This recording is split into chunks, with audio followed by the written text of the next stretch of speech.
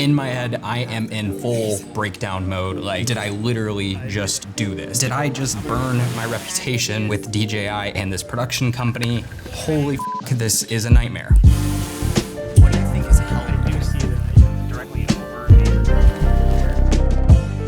A few months ago, I was hired to direct and DP a short, kind of branded commercial documentary for DJI Enterprise. The goal was to create a story on how multispectral imaging can be useful in the winemaking industry. Yeah, kind of a lot, I know. We are here at Monte de Oro Winery. We're working with DJI Enterprise and we're shooting, I got bugs all over the place, the new Mavic 3 multispectral. Really accurate data. They have such a... For starters, I'll be honest in saying I didn't know anything about DJI Enterprise drones or multispectral imaging. So being approached with this concept, I was initially pretty hesitant. So I knew that if I took this job on, I was gonna need to lean into my strengths of what I know in order to craft a compelling narrative that in many ways kind of went against what the client was initially envisioning. Now, nothing against DJI Enterprise, but as I began kind of researching their work and kind of creating my story treatment, I noticed they definitely lean heavy into kind of an overly corporate feel within their video content. My goal as the director was to push out of that zone and create a more dynamic and emotionally driven narrative that would captivate and reach more people, even if they don't know anything about enterprise drones or winemaking.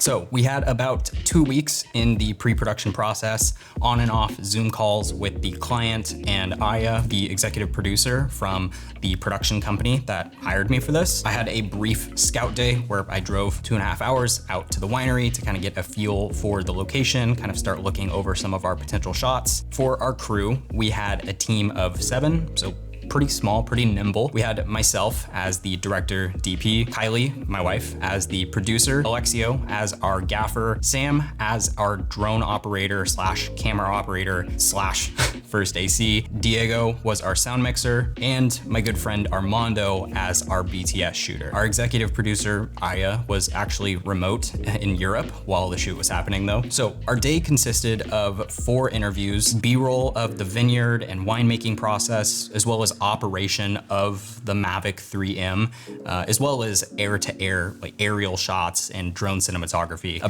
pretty packed day to say the least. We started early at like 7:30 a.m., knocking off some of the aerial footage capture. And from there, things went slightly downhill. The DJI specialist, Kyle Miller, unfortunately had a bit of a schedule change and needed to leave pretty early. So I had to do some problem solving to rework the schedule to figure out how to shoot his interview immediately after the aerial footage rather than later in the afternoon like we had kind of initially planned for. Right here. More dramatic, like This, yeah, it's pretty flat, but I like it. I think it has good separation. no neg. I think we're gonna try and hit Kyle pretty quickly here and then immediately shift over and do Cody. Okay, okay, got it. Yep. This put us just a little bit behind, but besides that, I think we nailed a pretty nice looking exterior, kind of bright interview look for these 2 interviews with Kyle and Cody from Advexture, the drone distributor. Yeah. Phone's on silent. Yep. Speeding. Is his eye line okay with me? Do I need to be a little... I think the further you get over my shoulder, the better, Ryan. Thank you, guys. I think again, where his voice is kind of positioning in the story, he's like kind of like the highest level of the chain of like the application. So him being like a little bit more on the scripted side is okay. But I definitely think with Cody, I want to like poke with him. I don't want to read questions really. But now the day is progressing on, close to almost 2 hours behind kind of my initial schedule. We finally moved into the interior interviews downstairs in the vineyard cellar with the vineyard manager and the winemaker. Yeah, we can just get a little more length out of that lens. Yeah, so you're thinking key from like this side? So for this setup, I liked the idea of having that kind of like Netflix documentary style wide center frame for our A camera, and then kind of like a high and tight B camera angle, just kind of off to one of their profiles. For lighting, we ended up going with a 6x book light just off camera right. Alexio did kind of a cool single stand setup with this, made it roll around on wheels with the Forza 720B. Basically, I can actually roll it out here. Show you. Basically, we're gonna have our nice soft diffusion here. We're gonna throw over a bounce so we can shoot a light up into the bounce. Really nice way to like get a really soft source when you're in a tight space. We also used the Forza 300B clamped up on one of the beams overhead to kind of motivate a hair light from the big warehouse lights. I'm liking the hair light. Do you want to just bring down intensity by like, let's go half what we're at now? 1%. Oh, it's at 1?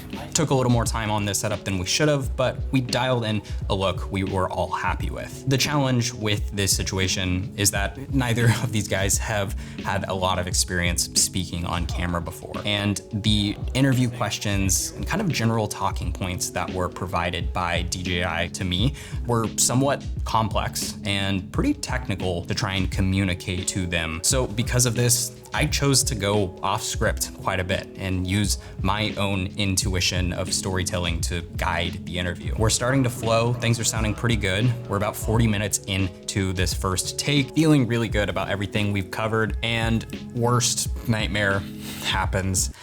The battery on camera A dies. This is something that should never really happen, especially if you have an AC on set, kind of managing the camera. But because of everybody wearing kind of multiple hats, you know, both Sam and Alexio, although were kind of helping me with AC and building the cameras and camera operating and stuff, they weren't really AC, so it wasn't really anybody's fault. Immediately, my brain goes to the worst possible conclusions, like the card is corrupt. Or at a minimum, we just lost that entire 40-minute take with the client literally right over my shoulder and being well over an hour behind schedule. The last thing I can do is panic. So we pause for a moment. I let everybody know we need about a 5-minute break to swap the batteries. We power the camera back on to see media air, scan and fix. Not a good sign, but of course do that and try and go into playback. And the clip won't play, and it won't even let me go back to the previous clip. My heart dropped to the floor. Like, this would now be nearly 4 hours of shooting lost, like both of the interviews, including the one from the DJI specialist who had to leave. In my head, I am in full breakdown mode. Like, did I literally just do this? Did I just ruin this entire shoot? Like, how are we going to reshoot this stuff? We don't have the budget to shoot an extra day. Like, did I just burn my reputation with DJI and this production company? Holy f, this is a nightmare. Now, besides that, this wasn't even the only problem I faced when it came to delivering this piece successfully. The problem unknowingly existed before I even showed up on set and my battery dies during an interview. This shoot had a very strict schedule with a start time of 8 a.m. and wrap by 5 p.m. with no room for an extension, not to mention the fact that the client was catching a flight to China immediately after wrap, like literally driving straight from Temecula to the Burbank airport. And they expressed that they wouldn't exactly love us shooting B-roll of the vineyard or capturing additional clips without them present. So although I felt good in the moment with our ability to shoot B-roll of the vineyard, including, you know, wide exteriors, macro details of the grapes and the vineyard, various interior shots, as well as product and demonstration footage of the drone. I mean, it's summertime. As soon as it's past like 8 a.m. to, I don't know, like 6 p.m., it's hard light. This, of course, leads to very little diversity in lighting and kind of exposure in our images. details, which definitely takes away from the story and really making it feel diverse by having different times of day, different weather. We also didn't have an opportunity to capture the winemaking process, like harvest or, stuff in the lab with the winemaker, all of those special little details. It became pretty clear to me that throughout the day, we were going to have to rely on stock footage for a lot of these shots. We're feeling good. We're having fun out here. It's a hot one, unfortunately. Everybody's sweating, but now we're down in this like wine cellar. Feels really good, gotta say. It's a nice little breather. So we're doing a couple interviews down here. That's what I'm saying. Like we need to slate time to be getting these shots. Yeah. Trying to light things, no outlets. Can't have electricity with no outlets, I guess. I got some aluminum foil and You can, like, some kinda, carpet. So we'll just rub our feet together on the carpet and just like it. hold on to the aluminum foil. Now, sorry, I'm not gonna leave you hanging when it comes to the possible corrupt card when the battery died. I ended up letting the client and talent know that we need a few more minutes to run upstairs to swap memory cards. So we quickly ran upstairs, pulled the card out, and checked it on a computer. And fortunately, all of the previous clips before the camera dying were intact. And as for the interview take, we actually only ended up losing like 12 seconds of it because of the way that RED writes the data when it comes to the video files. It kind of breaks them up into individual folders. I cannot explain to you the amount of relief I felt in that moment. Like, RED, thank you. Considering these hiccups and less than ideal aspects of the shoot, I definitely say I learned a few really valuable things. Not just in the moments of initial stress, but the overall need to remain calm throughout the ups and downs of the shoot.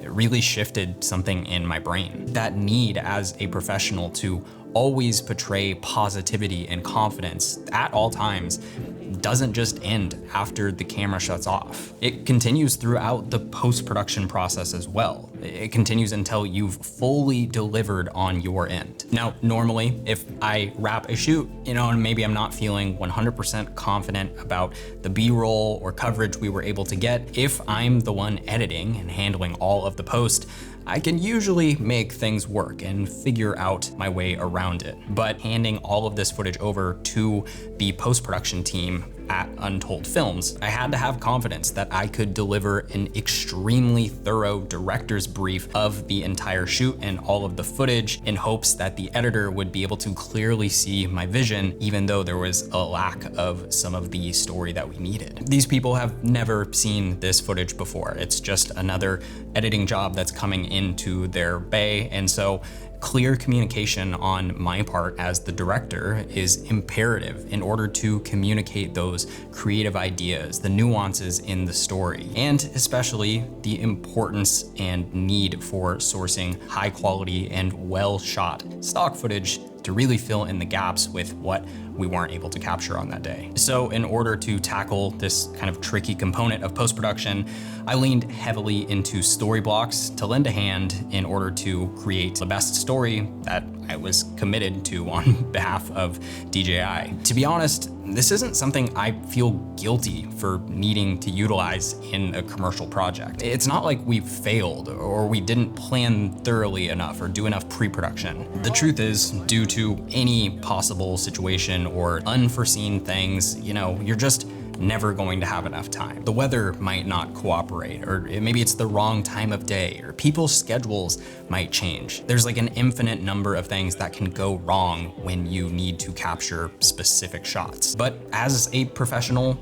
it's your job, regardless, to deliver on your end. And if that means using every tool possible that you have available in order to get you to the finish line, that's what you do. Storyblocks was literally our safety net here. I just jumped on there and searched Vineyard. I'm talking like 35 pages of usable and well curated footage. This meant that I was able to pull clips that fit within our narrative and overall look, and I was able to just work those into the director's brief and really give the editors everything they needed in order to make this story look and feel complete. In the end, we probably used like 10 to 15 clips over, I think, like the 6-minute story. And somehow it feels like we captured all of those ourselves. It's kind of funny, like Alexio, our gaffer, when I showed him the finished version of the video, he was like, wait, did you go back to the vineyard? Like we didn't shoot that stuff, did we? I was like, nope, story blocks. It extends well beyond the scope of just simple stock footage for your video projects. Music, they have sound effects, textures, and overlays, like all of those creative assets that people are using in their edits nowadays, even now have templates for DaVinci Resolve. Myself, being a DaVinci user now for over 4 years, this new update makes the whole platform even more useful for my workflow. They have a ton of titles and motion graphics, templates, and presets that you can download that literally work inside of DaVinci. Combine that with all of the other millions of assets that you can use for any project. This project would 100% have kind of failed if we didn't have access to high quality stock footage that we can use commercially for somebody like DJI Enterprise. The simple and clear-cut licensing covers you for everything. So you can use it for your personal stuff, your YouTube videos, or even projects at the highest level. So to get started with unlimited stock media downloads at one fixed price, you can head over to storyblocks.com/Ryan Cow or click the link down below. My biggest takeaway from directing this project is what makes the most successful people in the industry able to do what they do. Look, it's not how creative or how artistic you are or how good of an eye you have. It's not how good you are behind the camera. It's how you conduct yourself throughout the entire process, being unshakably confident in your ability and your work and being able to show and sell that to the client, and how you control your emotions and communicate effectively 100% of the time, no matter how difficult or overwhelming the situation may get. Because the truth is, no matter what type of a project you're working on, things go wrong. A client who is trusting you with their project, their money, doesn't want to hear or feel a single bit of doubt in what they hired you to do. They want to feel overwhelmingly confident that you'll be able to deliver and give them the results that they're looking for. They want to enjoy working with you throughout the entire process. They want to go out to drinks and have dinner with you. If you can do all of this and create an outstanding final piece, of course, you will succeed. You will get that call back or that next project, and you will begin finding bigger and bigger budgets. I can promise you that. I hope you guys were able to learn something from my mistakes throughout this project and hopefully do better on your next big project. If you want to see more behind the scenes like this, be sure to leave a comment down below. As always, thanks for watching, and I'll see you in the next one.